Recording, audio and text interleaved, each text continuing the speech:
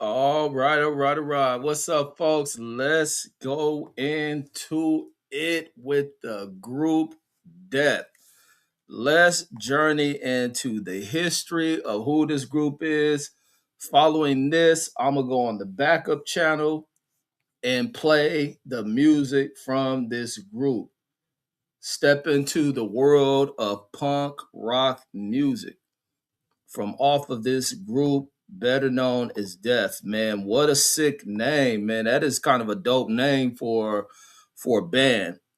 And then you'll get to hear some of the music. Like I said, I heard the one song, Politician in My Eye. It was a pretty neat ass song. So here are the two surviving brothers, the two cats with the hats on top of the head. This was a three-member band. One of the brothers has lost his life. Not sure how that come about, but I'll go into a quick Wikipedia breakdown of the story and what happened to the brother. So let's go into its history. So here's the brother that passed away. So his name was David Hickney, and here's a tribute for him. It says the world is just a waiting room. It says, and we all must go through the door. This is David Hickney. This is their brother, the fallen member of the group. And let's see, we read a little bit something. It says David Hickney says born March 1952. Says the oldest member of the legendary Detroit rock band Death, says from the 1970s, whose music, after over 35 years, was discovered in 2008. And that's the crazy part. This is how the group gets a revival to who they were after being, kind of thrown on the shelf for anything can get going. Thinks it was an abandoned home or something. Somebody, I don't know, purchased this abandoned house or what, and then came across some of these records. It says so after 35 years was discovered in 2008 and is now credited and acknowledged by rock music historians and rock artists alike as being the sound that predated the entire punk rock and roll movement years before the term punk rock became associated with rock music. David is the member of Death who came up with the name for the band in 1973. David is also the one who defiantly refused and rebuked the music industry when asked to change the name of the band to secure a major record label deal. That's some revolutionary shit. This site center is devoted to the legacy, the ideal, the wisdom, and the music of David Hickney. David passed away in October of 2000, so 8 years before their music got discovered. Damn. Fortunately for Death fans and supporters everywhere, David Hickney left a wealth of song snippets, ideals, and interesting recorded pieces of spoken word and sound art. The legacy of Death and all three brothers, David, Dennis, and Bobby Hickney, is wonderfully displayed in the acclaimed major motion picture documentary slash film, A Band Called Death. The highly acclaimed Death album for the whole world to see, featuring music recorded in Detroit in 1974 and 75 by all three brothers at Detroit's legendary United Sound recording studio, was released in 2009 by the record label Drag City Records and is currently available throughout the world. So this is the tribute to their brother. And let's see. Let me go back and go into some other history from the group. So here is Bobby, this is Dennis, and here go their three sons. This is the current state of the group. So they done brought Bobby's son into the group, and they make up the group. So they hold the legacy of the group alive. So this is the sons back here. Let's go into a little bit of history. Let me pull up this, and it's better to get an understanding of artists and then going into their music, especially music that is been placed on the shelf for so many years. So let's go into this group. So these are dope dudes, man. Cats that come up out the 70s and 60s and all that shit, man, were some very deep dudes. And especially you look at the time period of the 1960s, the turmoil of America, and everything that these dudes was faced with. So it'll probably give you kind of a view of what the 70s looked like and through the minds of young dudes. So Death is a proto-punk band. So let me see. Let's go into a breakdown of what proto-punk is. So it is It is music that foreshadowed the punk rock genres, particularly rock music artists during the '60s and early to mid '70s. Says retrospective label. The musicians involved were generally not originally associated with each other and came from a variety of backgrounds and styles. Together, they anticipated many of punk's musical and thematic attributes.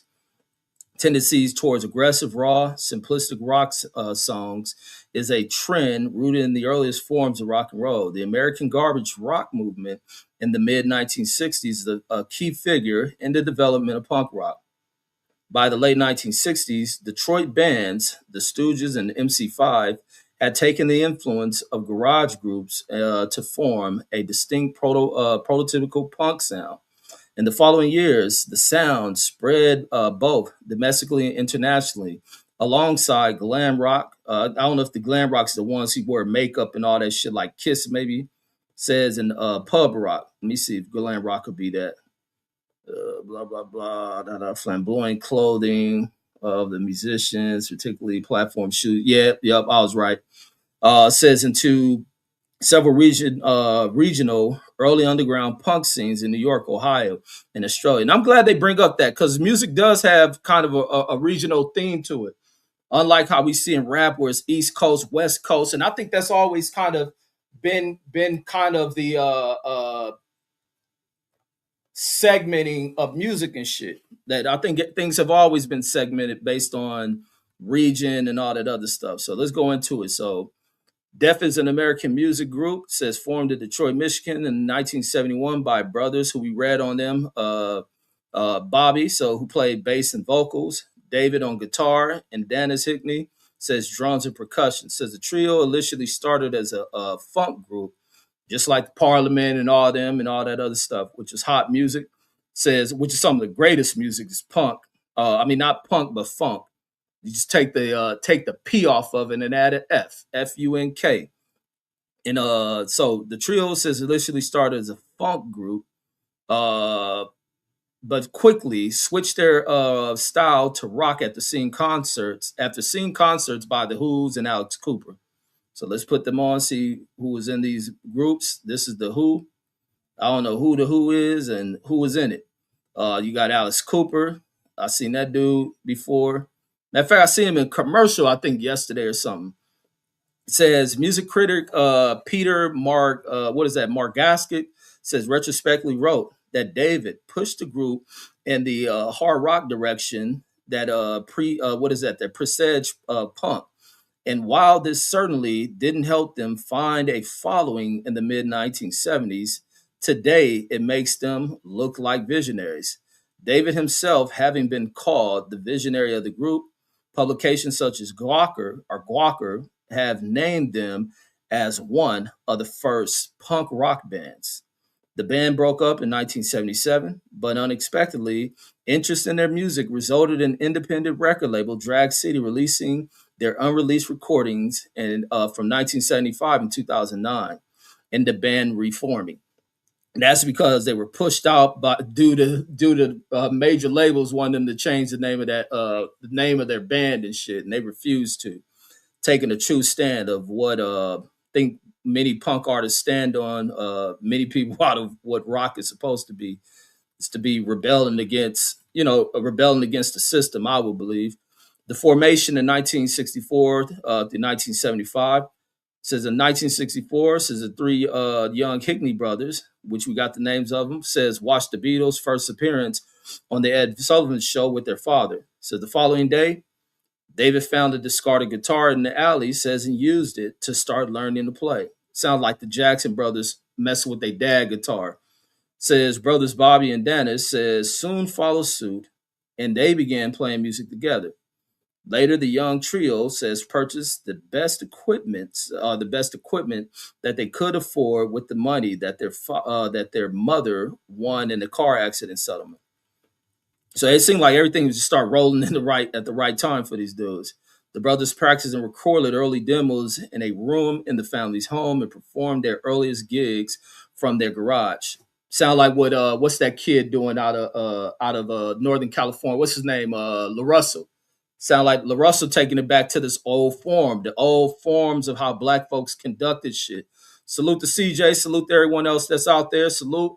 Like I say, after I do this quick one, we get a quick study on who this group is. I want to go into their music and shit.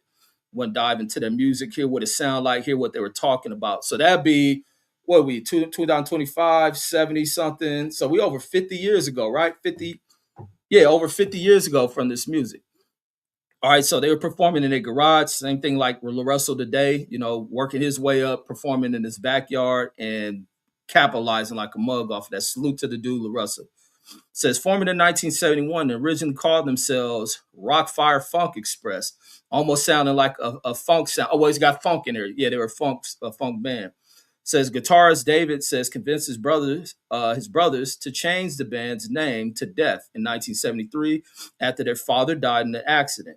So damn, go figure. They get equipment. The band is able to build themselves off of their mother being in a car accident, receiving a settlement, giving them money to buy equipment, and then they'll lose their father in an accident and shit. And then it says David wanted to change the meaning of the word. His concept was spinning death from the negative to the positive. It was a hard sell, Bobby Higney recalled in 2010. Says the name distinguished them from other all black bands, their musical styles, and innovation on what is that evident musical approach. And Detroit says further the what is that demarcated Death, no doubt the first all black punk band. Let me see the album recording and dissolution. So that's how the brand breaks up. Says on February 18th, 1975, says Def recorded 7 songs written by David and Bobby at Detroit's United Sounds Systems with engineer Jim Vito. According to the Hickney family, Columbia Record president Clive Davis funded the recording session. So Clive Davis is big shit in music, big shit. Whitney Houston, Brandy, Monica. It's a host of names that this dude is responsible for. Major dude. You got to be 100 years old. Let me see. Or approaching that shit. How old is this dude? 93. So let me see. He signed music artists Pink Floyd, Sly Family Stones, Janis Joplin. I don't know who Lord Nyro is there. Santana, Bruce Springsteen. Look, this fool eating. Chicago, Aerosmith, Billy Joel, Donovan, don't know who that is. Don't know Bay City Rollers, Blood, don't know who that is. Sweat and Tears, Loggins. They probably big names. Ace of Base. Damn, I remember hearing Ace of Base. I might want to go hear a song. I think they had a banging ass song.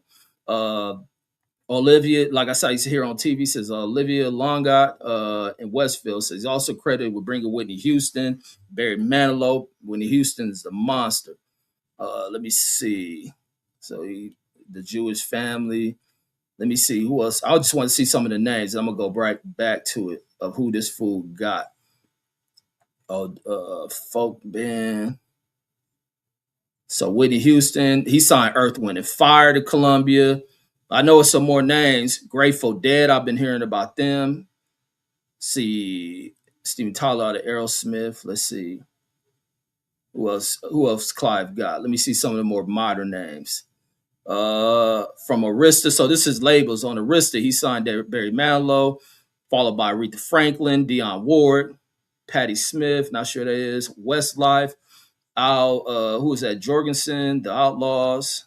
Wait, I know it ain't Tupac Outlaws, is it? Oh no, rock group. So Derek Carmen, Kenny G. Let me slide through some of these names. Remember Milli Vanilli and shit? Them fools got busted for being frauds, couldn't sing. Alicia Keys. Dang, Alicia Keys look good as hell in that picture. Gil Scott-Heron, one of the dopest cats in music history too. Gil Scott-Heron. What else I see on here? The Grateful Dead people. Even though I don't know who in the group. Let me see. Let me take a look at who in that group. I heard of their names before. Heard their names. Maybe I had to dive and listen to some of their music and shit. Wait, Grateful Dead. Is that, remember that fool? What was the movie where they talking about smoking Jerry Garcia? Is Jerry Garcia the dude in Grateful Dead? Is that who in Grateful Dead? What was that movie where, is that, Jerry Garcia in this group. Ain't that the group with what's that movie with fucking yeah, it is him. There it is. There it is. It is Jerry Garcia. The movie with I think Dave Chappelle was in that shit. Where the fool come in and sprinkle some fucking weed or some shit. Let me see. Who else we got? Uh L.A. Reid, he found it. He found a LaFace, L.A. Reid and Babyface shit, which signed TLC, Urshit. Like this motherfucker is major, homie. He founded Bad Boy Records with Puff. Everything that came from this, man, this fool is a quadrillionaire. Let me see. Do they got wealth on this fool? This fool is major shit in music. This fool definitely, he said, don't put my money on how much I got. I'm a quadrillionaire, goddamn it. So look, so they first album says was funny. So this how Clyde Davis knew these people was. Yeah, that's the movie. Thank you, 702 Half Baked. That's why I first heard the dude Jerry Garcia. But so he signs this group. He funded this group's first recording. Clyde Davis funded the recording session. Says, but implored the band to change its name to something more commercially palatable. Says when the Hickneys refused, Davis ceased his support. Davis said, "Nope, got to move away from y'all." And them fools accepted that. They settled on that. Man said, "It is what it is. Fuck your money." And then it says Bobby and Dennis says we're tentative about this decision. Says ultimately prioritizing their brotherly relationship. Salute to them. Says the band only recorded 7 songs instead of the planned dozen. Says the following year they self-released a single taken from these sessions on their label Triangle Records. The single Politician, that's the one I heard the other day. Politicians in My Eyes says by way keep on knocking says saw a run of only 500 copies. So they weren't they probably needed that Clyde Davis deal. Clyde would have really pushed them over the top, but they stood on what they stood on, and here they are still being recognized 50 years later. The Higney brothers ended the band in 1977. Says the brothers then moved to Burlington, Vermont. Says and released 2 albums of gospel rock. Says as the fourth movements in the early 1980s. Says David moved back to Detroit in 1982 and died of lung cancer in 2000. Says Bobby and Dennis says still reside in Vermont. Says and led the reggae band What is that? Lamb's Bread. So Dennis is currently the drummer for the Vermont-based rock funk band, the Aerolites. So the rediscovery. Let's go into this rediscovery shit. Copies of Politician in My Eyes, number 7, says in the story of death, continue to circulate in collectors' circles, with some copies selling for $800 due to their extreme rarity. Says one source of them was Don, Dom Shimwick, says a friend of the Hickneys, who was originally commissioned to create the album's art for the upcoming LP, and was given a box of the singles in exchange. MP3s of 2 songs from the singles eventually found their way to Chucklet in 2008. Around this time, Bobby Higney's son, Julian, moved to California and heard the Deaf song after a recommendation of a roommate and immediately recognized his father's voice. Once the news of the discovery and the story of death began to spread, it eventually reached Drag City Records, who contacted the Hickneys about a possible release of the album. Says who provided the label with the original master's tape. In 2009, Drag City released all 7 Deaf songs from their 1972 United Sound sessions on CD and LP under the title For the Whole World to See. In the meantime, the sons of Bobby Hickney, they got 3 kids, says wanting to get the word out more, started a band called Rough Francis, named after a nickname occasionally used by their uncle David, covering the songs of death after discovering the old recordings online. 2009 article in the New York Times so that's big shit. This is big movement by Mike Rubin says covering one of Rough Francis' live shows in the history of death introduced the band to an even wider audience. The popularity eventually reached Mikey Law, or how you say that, Leif, says who invited both bands to play Joey Ramone's birthday party. September 2009.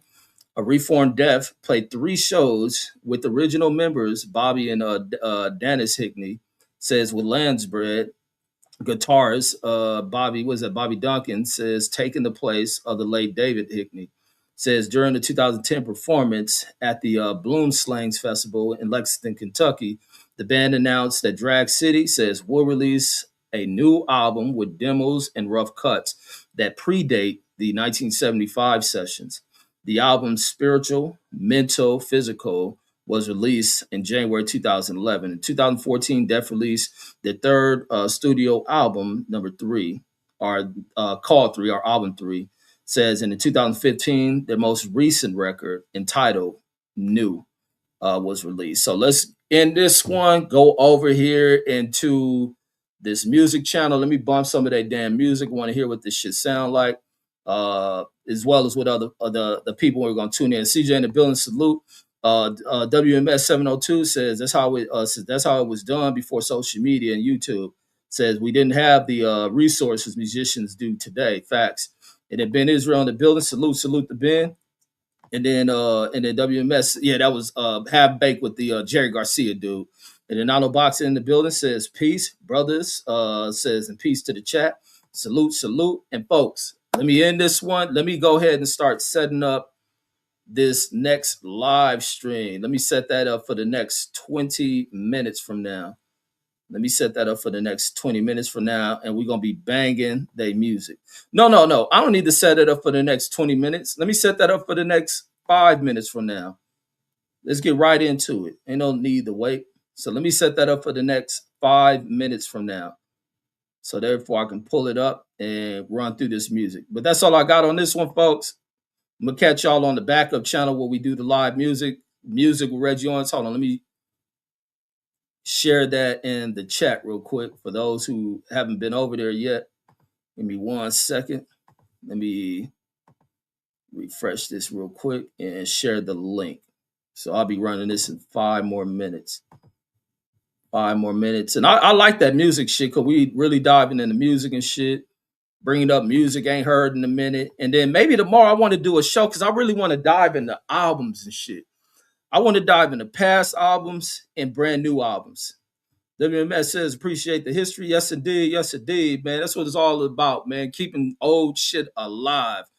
I think I got an old soul mixed with some modern shit, crazy shit, talking shit, funny shit, serious shit, political shit, real shit. Just shit. Shit is my word. So, but yeah, that's all I got, folks. That's the link to the backup channel where we do the music at. For those who have never tuned in, we be over there jamming, picking music. I like music like a motherfucker. But that's all I got. Catch you on the next one. Peace.